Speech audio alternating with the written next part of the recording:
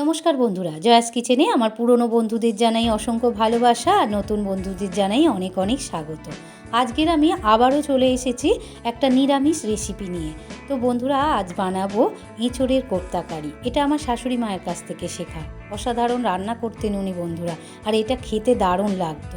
এইভাবে বাড়িতে একবার হলেও আপনারা বানিয়ে দেখতে পারেন। দুপুরবেলা ভাতের সঙ্গেও খুব ভালো লাগবে, আবার রাত্রিবেলা রুটি পরোটা লুচির সঙ্গেও ভালো লাগবে। ভিডিওটা সম্পূর্ণ দেখার অনুরোধ রইল, আশা করি আপনাদের ভালো লাগবে।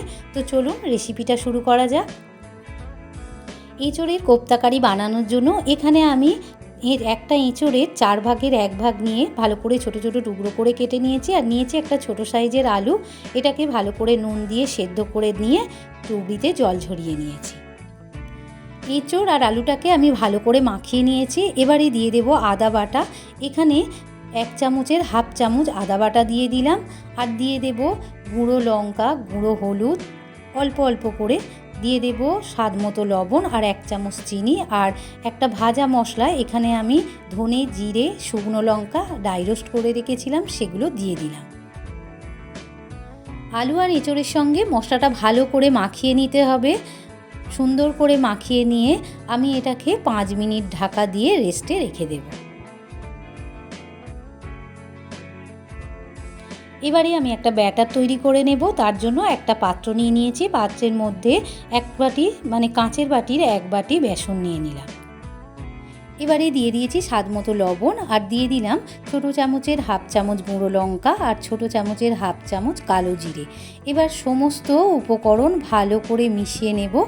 এবারে দিয়ে দেব বেকিং সোডা। এখানে আমি ছোটো চামচের হাফ চামচেরও কম বেকিং সোডা দিয়ে দিলাম। দিয়ে ভালো করে মিশিয়ে নিয়ে অল্প অল্প জল দিয়ে একটা ঘন ব্যাটার বানিয়ে নেব।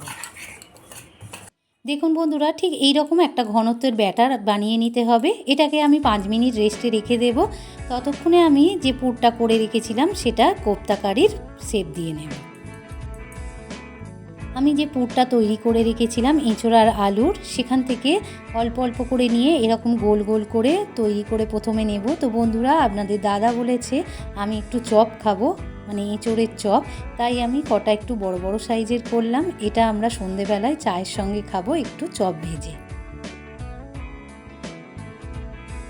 এবারে যে গোল গোলগুলো করে রেখেছি পুরটা, সেখান থেকে একটা পুর নিয়ে এরকম চ্যাপটা চ্যাপটা মতো, যেরকম আলুর চপ করে ওরকম একটু মোটা করে নিলাম। আপনারা এইরকমভাবে শেপও দিতে পারেন, আবার গোল গোল করেও কোপ্তা কারিগুলো করতে পারেন। গ্যাসের উপর আমি কড়া বসিয়ে দিয়ে বেশ কিছুটা সাদা তেল দিয়ে দিলাম। আজ সাদা তেলেই আমি প্রথমে বড়াগুলো ভেজে নেব। গ্যাসের ফ্লেমটা কমিয়ে দিয়ে তেলটাকে গরম করে ব্যাটারের মধ্যে এক একটা করে ডুবিয়ে নিয়ে কড়াতে দিয়ে লাল লাল করে ভেজে নেব। সমস্ত কোপ্তা কারিগুলো আমার ভাজা হয়ে গিয়েছে। আপনারা চাইলে গোল গোল করেও ভাজতে পারেন কোপ্তা কারিগুলো। আমার শাশুড়ি মা এইরকমভাবে রান্না করতেন, তাই আমি এরকমভাবেই বানিয়ে দেখালাম আপনাদের সঙ্গে। এবারে সমস্ত বড়াগুলো এইরকমভাবে ভেজে নেব। সমস্ত কোপ্তাগুলো আমার ভাজা হয়ে গিয়েছে। ওই তেলেতেই আমি দিয়ে দিলাম আলু। এখানে 2টো বড় সাইজের আলু একটু বড় বড় ডুমো ডুমো করে কেটে রেখেছিলাম, সেই আলুগুলোও তেলের মধ্যে দিয়ে দিলাম। দিয়ে ভালো করে নাড়াচাড়া করে আলুগুলোকে লাল লাল করে ভেজে নেব। আলুগুলো লাল লাল করে ভেজে একটা পাত্রে তুলে নিয়েছি। এবার ওই তেলে একটা তেজপাতা, 2টো লবঙ্গ, 2টো এলাচ আর একটা দারচিনি দিয়ে দিলাম। দিয়ে ওটাকে একটু লাল লাল করে ভেজে নিয়েছি। এবারে দিয়ে দিলাম টমেটো কুচি, একটা বড় সাইজের টমেটো ছোট ছোট টুকরো করে রেখে দিয়েছিলাম, সেই টমেটোটা দিয়ে দিলাম। এবারে টমেটোর মধ্যে দিয়ে দিলাম অল্প একটু লবণ, যাতে টমেটোটা তাড়াতাড়ি গলে যায়।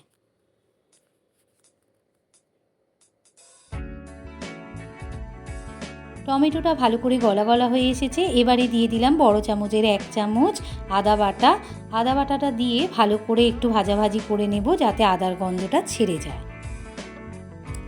আদার কাঁচা গন্ধটা ছেড়ে গিয়েছে। এবারে দিয়ে দিলাম পরিমাণ মতো লবণ, আর দিয়ে দিলাম পরিমাণ মতো ঝাল। এখানে আমার ঝাল লঙ্কার গুঁড়ো দিয়ে দিলাম ছোটো চামচের 1 চামচ, ছোটো চামচের 1 চামচ দিয়ে দিলাম গুঁড়ো হলুদ, আর দিয়ে দিলাম কাশ্মীরি লঙ্কার গুঁড়ো অল্প একটু কালারের জন্য। এবার সমস্ত মশলা ভালো করে মিশিয়ে কষিয়ে নেব যতক্ষণ মশলা থেকে তেল ছেড়ে না দিচ্ছে। মশলাটা ভালো করে কষানো হয়ে গিয়েছে, মশলা থেকে বেশ তেলও ছেড়ে দিয়েছে। এবারে ভেজে রাখা আলুর টুকরোগুলো দিয়ে দিলাম, দিয়ে মশলার সঙ্গে ভালো করে মিশিয়ে নিয়ে একটু কষিয়ে নেব, মানে এখানে 1 মিনিট আমি কষিয়ে নেব। মশলার সঙ্গে আলুটা ভালো করে কষানো হয়ে গিয়েছে, এবারে দিয়ে দিলাম পরিমাণ মতো জল। এখানে একটু উষ্ণ গরম জল আমি আগে থাকতে করে রেখেছিলাম, সেটা দিয়ে দিলাম। পরিমাণ মতো জল দেবেন, মানে আপনারা কীরকম ঝোল রাখবেন বা গ্রেভিটা কীরকম করবেন সেই অনুযায়ী জলটা দেবেন। জলটা দিয়ে চাপা দিয়ে আমি ফুটিয়ে নিয়েছি, আলুটা একদম সেদ্ধ হয়ে গিয়েছে দেখুন বন্ধুরা। এবারে আমি দিয়ে দিলাম ভেজে রাখা কোপ্তাগুলো দিয়ে 1 মিনিট ফুটিয়ে নেব, বেশি ফোটাবো না, গলে গেলে একদমই খেতে ভালো লাগবে না। বড়াটা দিয়ে দিয়েছি, এবারে দিয়ে দিলাম সঙ্গে সঙ্গেই গরম মশলা, সানরাইসের গরম মশলা ছোটো চামচের 1 চামচের মতো দিয়ে দিলাম, দিয়ে কয়েক সেকেন্ড ফুটিয়ে নিলেই আমার রেডি হয়ে যাবে আজকের এঁচোড়ের কোপ্তা কারি। এঁচোড়ের কোপ্তা কারি আমার একদম রেডি হয়ে গিয়েছে। আপনারা চাইলে এখানে ঘি দিতে পারেন, নিরামিষ তরকারি তো ঘিটা দিলে ভালো লাগবে। আজকের আমার হাতের কাছে ঘি ছিল না, তাই আমি দিতে পারিনি। তো বন্ধুরা, রেসিপিটা আপনাদের কেমন লাগলো? যদি ভালো লেগে থাকে তাহলে আমার চ্যানেলটিকে লাইক আর বেশি বেশি করে শেয়ার করে দেবেন। আর আমার চ্যানেলে নতুন বন্ধু হয়ে থাকলে প্লিজ চ্যানেলটিকে সাবস্ক্রাইব করে পাশে থাকা বেল আইকনটি প্রেস করে দেবেন। আর বাড়িতে একবার হলেও এইরকমভাবে বানিয়ে খেয়ে দেখবেন, দুর্দান্ত লাগবে খেতে। আর যত গ্রেভিটা মানে জুড়োবে ততই ঘন হয়ে যাবে গ্রেভিটা, তত খেতে ভালো লাগবে। আর কমেন্টে জানাতে ভুলবেন না যেন আপনাদের কেমন লাগলো। আপনারা সবাই ভালো থাকুন, সুস্থ থাকুন। আবার দেখা হবে অন্য কোনো রেসিপি নিয়ে। আজ এই পর্যন্ত, ধন্যবাদ।